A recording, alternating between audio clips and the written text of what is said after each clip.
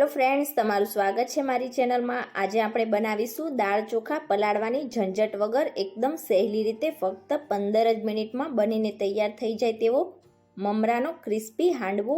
તો આ મમરાનો હાંડવો ખાવામાં બહુ જ ટેસ્ટી લાગે છે અને એકદમ ઝડપથી બનીને તૈયાર પણ થઈ જાય છે। અને આ હાંડવામાં આપણે ભરપૂર પ્રમાણમાં શાકભાજી વાપરીશું એટલે શરીર માટે પણ હેલ્ધી રહેશે અને એકદમ ઝડપથી આ હાંડવો તમે બનાવીને તૈયાર કરી શકો છો। તો ચાલો બનાવીએ।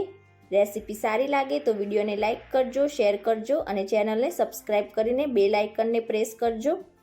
તો હવે એકદમ સહેલી રીતે ઇન્સ્ટન્ટ મમરાનો ક્રિસ્પી હાંડવો બનાવવા માટે મેં અહીંયા 2 કપ મમરા લઈ લીધા છે અને મમરા તમારે એકદમ સરસ ક્રિસ્પી હોય તેવા જ લેવાના છે। જો તમારા મમરા ક્રિસ્પી ના હોય તો તમારે તેને 1 થી 2 મિનિટ માટે કડાઈમાં ડ્રાય રોસ્ટ કરી લેવાના। તો હવે આપણે હાંડવો બનાવવા માટે સૌથી પહેલાં તો મમરાનો પાવડર કરવાનો છે। તો હવે તેના માટે એક મિક્સર જાર લઈ લઈશું અને આપણે જે 2 કપ મમરા લીધા હતા તે બધા જ મિક્સર જારમાં ઉમેરી દઈશું। તો અહીંયા આપણે મમરાનો એકદમ ફાઇન પાવડર નથી કરવાનો, જેવું રવા અને સોજીનું ટેક્સચર હોય આપણે તેવું થોડુંક કરકરું મમરાનો પાવડર બનાવીને રેડી કરી લઈશું। તો અહીંયા મેં એકદમ સરસ રીતે મમરાનો પાવડર કરીને રેડી કરી લીધો છે। તો હવે તેને એક મિક્સિંગ બાઉલમાં ઉમેરી દઈશું।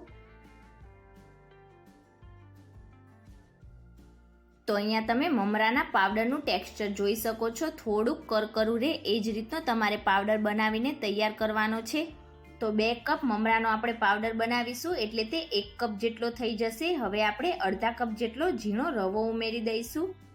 તો રવો ના હોય તો તમે તેની જગ્યાએ બેસન પણ વાપરી શકો છો। હવે અડધા કપ રવા અને 1 કપ મમરાના પાવડરની સામે આપણે અડધા કપ જેટલો ચોખાનો લોટ ઉમેરી દઈશું। તો અડધા કપ જેટલો ચોખાનો લોટ ઉમેરવાથી આપણો હાંડવો ઉપરથી એકદમ સરસ ક્રિસ્પી બનશે। હવે તેમાં અડધા કપ જેટલું દહીં ઉમેરી દઈશું અને હવે જે કપમાં આપણે દહીં લીધું હતું એ જ કપમાં અડધા કપ જેટલું પાણી ઉમેરી દઈશું અને આ રીતે લોટમાં એડ કરીશું।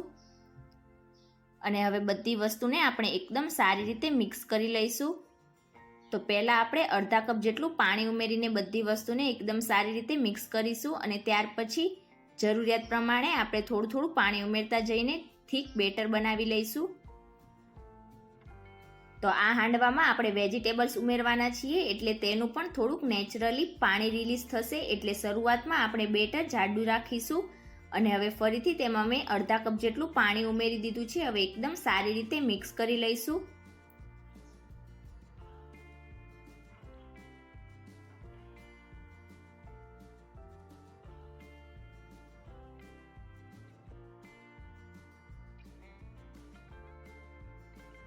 તો અહીંયા તમે જોઈ શકો છો મેં એકદમ સારી રીતે બધી વસ્તુને મિક્સ કરી લીધું છે અને અહીંયા ટોટલી મેં 1 કપ અને ઉપર 1/4 કપ જેટલું પાણી યુઝ કર્યું છે અને તમે જોઈ શકો છો આ રીતનું થીક બેટર કર્યું છે। તો તમારે શરૂઆતમાં આ જ રીતનું બેટર રાખવાનું છે। હવે આપણે તેને અડધો કલાક માટે રેસ્ટ આપી દઈશું એટલે આપણો રવો એકદમ સરસ રીતે ફૂલી જશે। તો અહીંયા હવે 30 મિનિટ પછી આપણે ચેક કરી લઈશું। તો તમે જોઈ શકો છો આપણું બેટર એકદમ સરસ રીતે ફૂલી ગયું છે। તો હવે આપણે બેટરમાં વેજીટેબલ્સ ઉમેરી લઈશું। તો અહીંયા મેં વેજીટેબલ્સમાં 1/4 કપ જેટલું ઝીણું સમારેલું કેપ્સિકમ, અડધા કપ જેટલી ઝીણી સમારેલી ડુંગળી, 1/4 કપ જેટલી ખમણેલી કોબીજ, 1/4 કપ જેટલી કોથમીર, અડધા કપ જેટલું ગ્રેટ કરેલું ગાજર, 2 થી 3 ઝીણા સમારેલા લીલા મરચાં અને અડધી ટીસ્પૂન આદુની પેસ્ટ લઈ લીધી છે। તો અહીંયા શાકભાજી તમે તમારી પસંદ પ્રમાણે કોઈ પણ આ હાંડવામાં ઉમેરી શકો છો। હવે બધા જ શાકભાજીને આપણે બેટરમાં ઉમેરી દઈશું।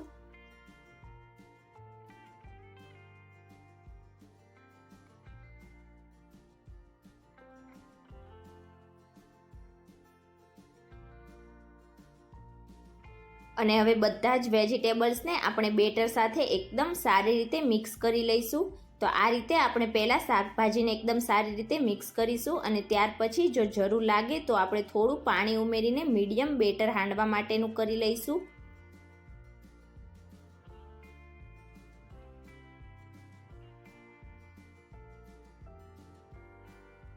તો અહીંયા તમે જોઈ શકો છો મેં બધા જ વેજીટેબલ્સને બેટર સાથે એકદમ સારી રીતે મિક્સ કરી લીધા છે। તો મને થોડાક પાણીની જરૂર લાગે છે એટલે હવે તેમાં 3 ટેબલ સ્પૂન જેટલું પાણી ઉમેરીશું અને ફરીથી આપણા બધા જ બેટરને અને શાકભાજીને એકદમ સારી રીતે મિક્સ કરી લઈશું।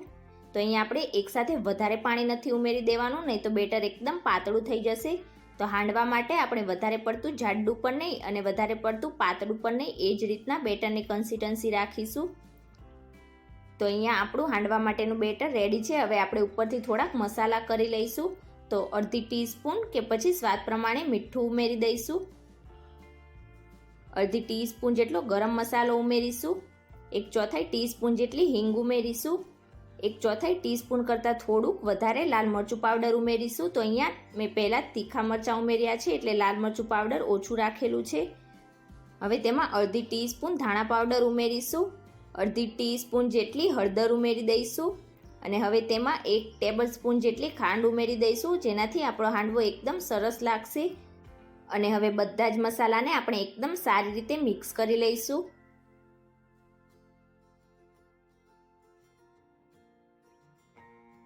તો અહીંયા તમે જોઈ શકો છો મેં બધા જ મસાલાને એકદમ સરસ રીતે મિક્સ કરી લીધા છે.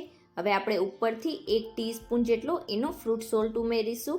તો જો ઈનો ફ્રૂટ સોલ્ટ તમારા ઘરમાં અવેલેબલ ના હોય તો તેની જગ્યાએ તમે અડધી ટીસ્પૂન જેટલો કુકિંગ સોડા પણ વાપરી શકો છો.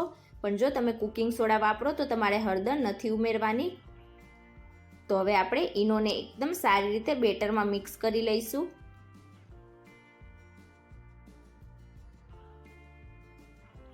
તો અહીંયા આપણા હાંડવા માટેનું બેટર બનીને એકદમ તૈયાર છે. તો હવે આપણે હાંડવો બનાવી લઈશું. તો તેના માટે મેં અહીંયા ગેસ ઉપર એક મીડિયમ સાઇઝની પેન રાખેલી છે. હવે તેમાં 3 ટેબલ સ્પૂન જેટલું તેલ ઉમેરી દઈશું.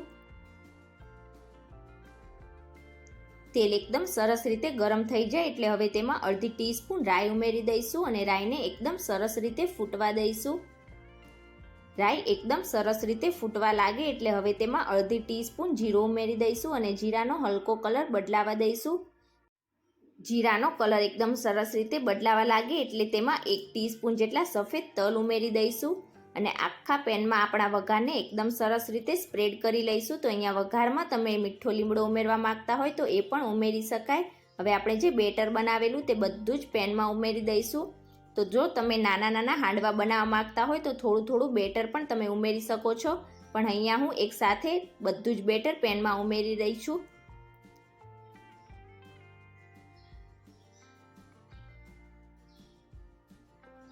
હવે બધા જ બેટરને આપણે પેનમાં એકદમ સરસ રીતે ફેલાવી દઈશું.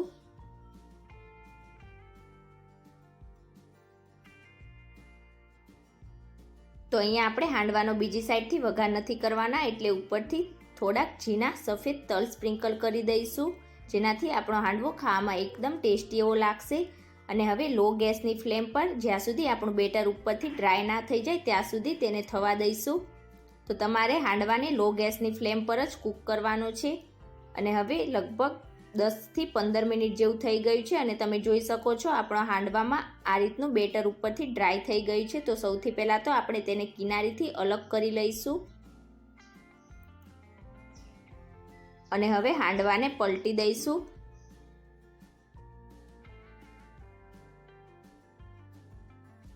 તો અહીંયા તમે જોઈ શકો છો નીચેથી આપણો હાંડવો એકદમ સરસ રીતે કૂક થઈને ક્રિસ્પી થઈ ગયો છે. તો જો તમને હાંડવાને આ રીતે પલટતા ના ફાવે તો તમારે પેન ઉપર એક પ્લેટ ઊંધી રાખી દેવાની અને પહેલાં હાંડવાને પ્લેટમાં લઈને ત્યાર પછી ફરીથી પેનમાં ઉમેરી દેવાનો. હવે ફરીથી આપણે તેને ઢાંકીને નીચેથી આપણું બેટર ક્રિસ્પી ના થઈ જાય ત્યાં સુધી લો ગેસની ફ્લેમ પર થવા દઈશું. તો જો તમે વધારે પડતી હાઈ ગેસની ફ્લેમ પર કરશો તો નીચેથી ક્રિસ્પી થઈ જશે અને વચ્ચેથી કાચું રહેશે. એટલે તમારે હાંડવાને લો ગેસની ફ્લેમ પર જ કૂક કરવાનો છે. તો અહીંયા આપણો હાંડવો અંદરથી એકદમ સરસ રીતે ચડી ગયો છે કે નહીં, જો તમારે ચેક કરવું હોય તો આપણે કોઈ પણ એક ટૂથપીક અંદર નાખીશું. તો આ રીતે છેક નીચે સુધી આપણે ટૂથપીક જવા દઈશું અને ત્યાર પછી તેને ચેક કરી લઈશું. તો તમે જોઈ શકો છો આપણી ટૂથપીક એકદમ સરસ રીતે ક્લીન આવી છે, મતલબ કે અંદરથી પણ આપણો હાંડવો એકદમ સરસ રીતે ચડી ગયો છે. તો હવે આપણે હાંડવાને પ્લેટમાં નીકાળી લઈશું. તો આ રીતે પ્લેટ ઊંધી રાખીશું અને હાંડવાને અલગ કરી લઈશું.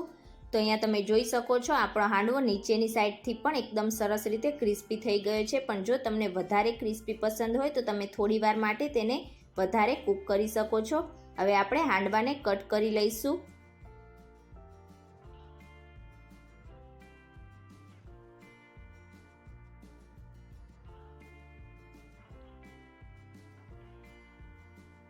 તો અહીંયા તમે જોઈ શકો છો આપણો હાંડવો ઉપરથી એકદમ સરસ ક્રિસ્પી છે અને અંદરથી એકદમ સરસ સોફ્ટ બનશે અને સાથે આપણે ભરપૂર પ્રમાણમાં વેજીટેબલ્સ ઉમેર્યા છે એટલે શરીર માટે પણ હેલ્ધી રહેશે. ખાવામાં એકદમ ટેસ્ટી લાગશે. તમે જોઈ શકો છો એકદમ સરસ એવો આપણો હાંડવો બનીને તૈયાર થયો છે. તો તમે ક્યારે આ રીતે ક્રિસ્પી મમરાનો હાંડવો ના બનાવ્યો હોય તો એકવાર આ રેસીપી જરૂરથી ટ્રાય કરજો. બહુ જ ટેસ્ટી લાગશે અને એકદમ ઝડપથી આ હાંડવો બનીને તૈયાર પણ થઈ જાય છે. તો આજની મારી રેસીપી તમને કેવી લાગી એ મને કમેન્ટ કરીને ચોક્કસથી જણાવજો. રેસીપી સારી લાગે તો વિડીયોને લાઇક કરજો, વધારેમાં વધારે શેર કરજો અને ચેનલને સબસ્ક્રાઈબ કરીને બાજુમાં રહેલી ઘંટી દબાવજો એટલે મારી દરેક નવી રેસીપીના નોટિફિકેશન આવશે. Thank you for watching.